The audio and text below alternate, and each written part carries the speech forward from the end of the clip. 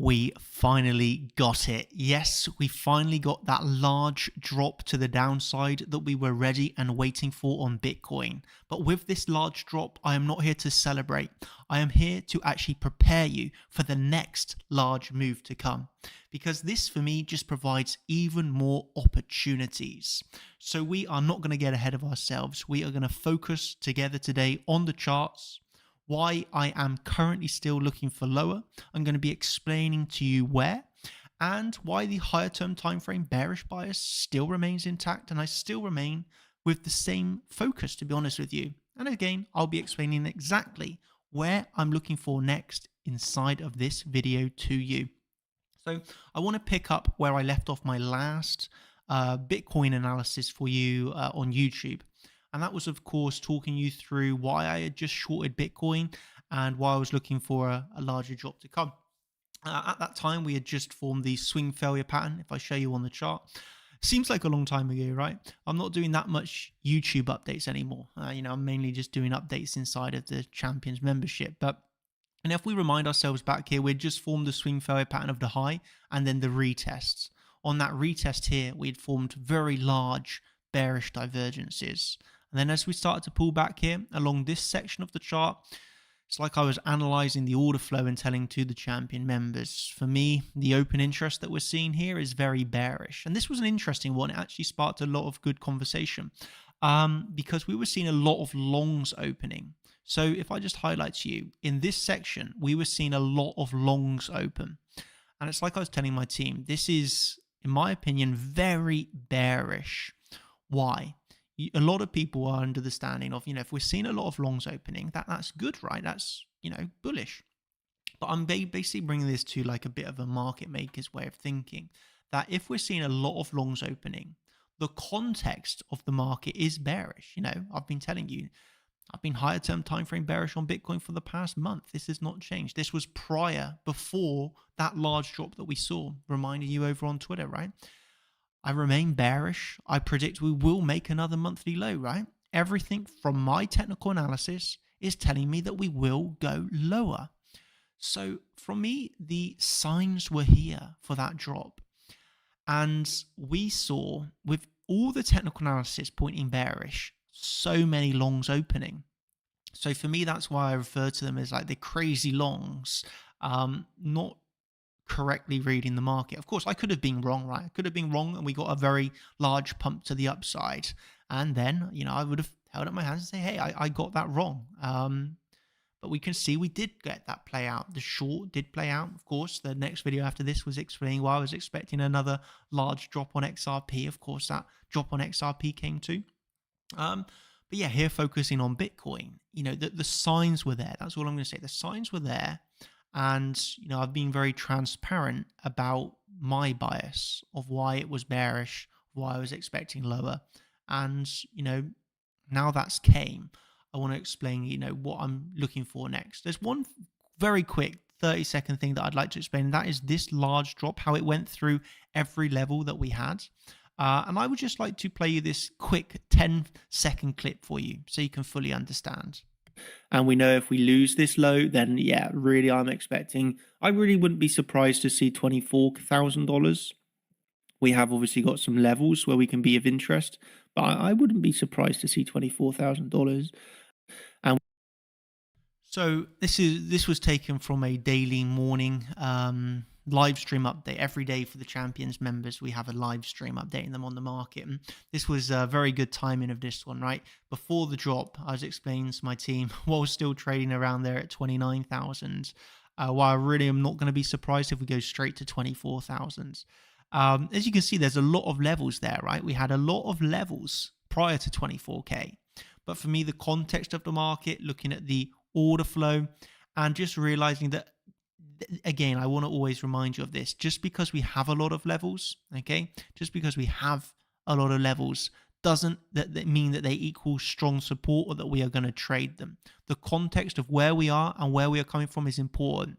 So that is why I class none of those levels as strong, and why I said I wouldn't be surprised for a quick move down through it all to $24,000 one day prior to us hitting $24,000 the next day. We're trading at $29,000 at that time. And even though we have a lot of levels, we're not going to be surprised to see that large move down to hit 24K. And we can see that played out very nicely. I protected a lot of champions there as we got that quick move down to 24K. So I've done enough explaining of what we've looked at in the past, how we got down to here, how that played out. So now I want to move on to what we're looking at next. And, we've seen a large move down, but let's stay focused on the charts and prepare ourselves for the next large move, right? So let's zoom in a little bit at what we're currently seeing here. I'd like to just do two very quick announcements for you all, and that is the first, of course, if you want my higher term time frame bias, the Elliott wave counts, and more in-depth, precise lower term time frame setups. Of course, you can get all of that via the Champions live stream, which I covered yesterday.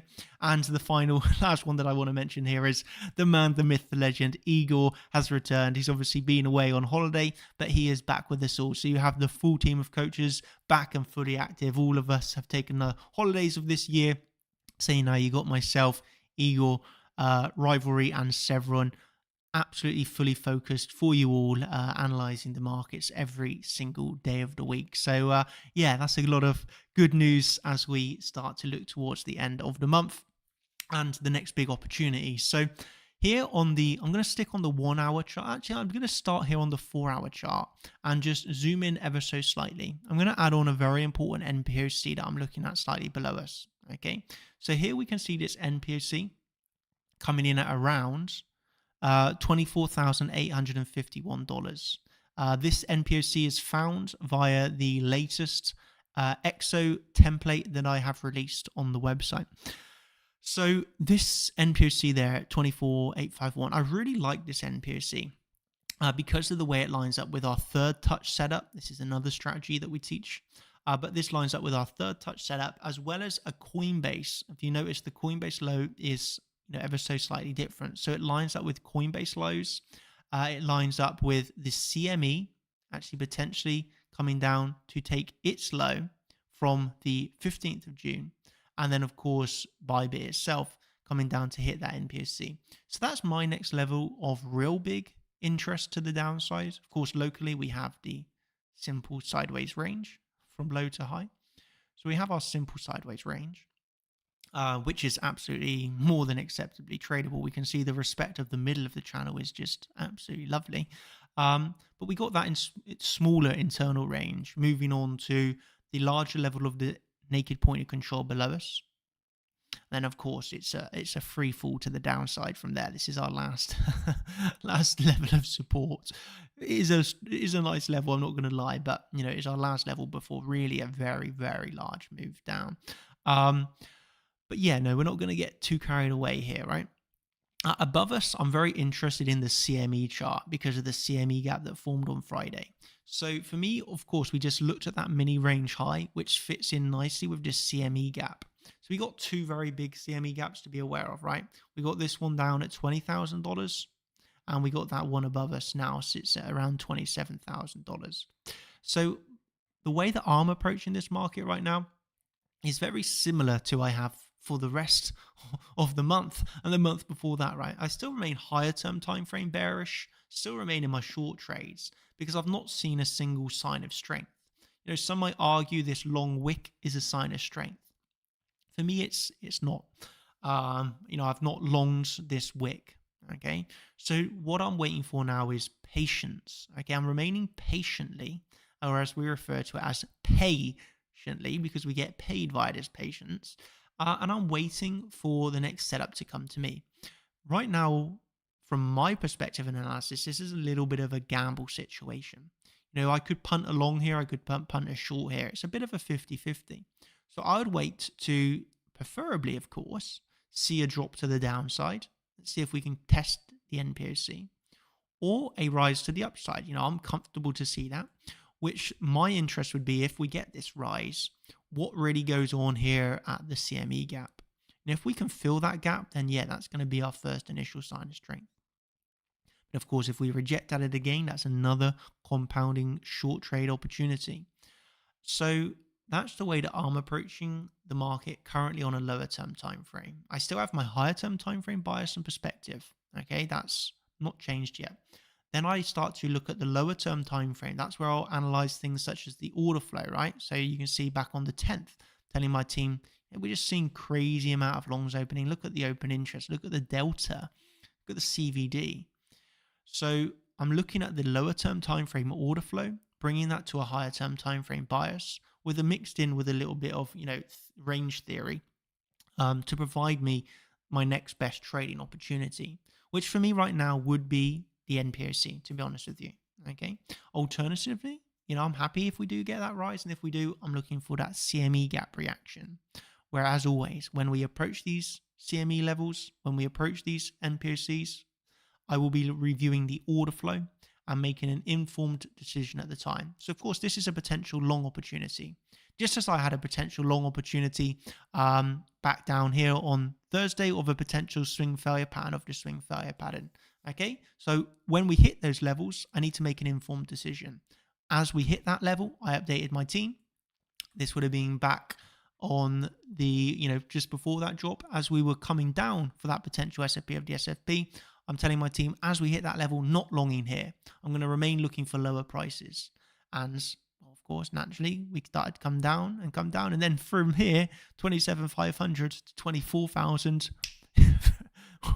very quickly indeed, right? So what I'm trying to get across to you here is, please remind yourself, as always, don't get emotional, don't get stressed. If you took a big loss on this, I feel for you, but you have to come back even stronger again, right? You need to revise what went wrong. What did you miss? What was some key information that you missed? Maybe it was the bearish divergences. Maybe it was the SFB. Maybe it was, blindsided by trying along too many swing failure patterns potentially, right?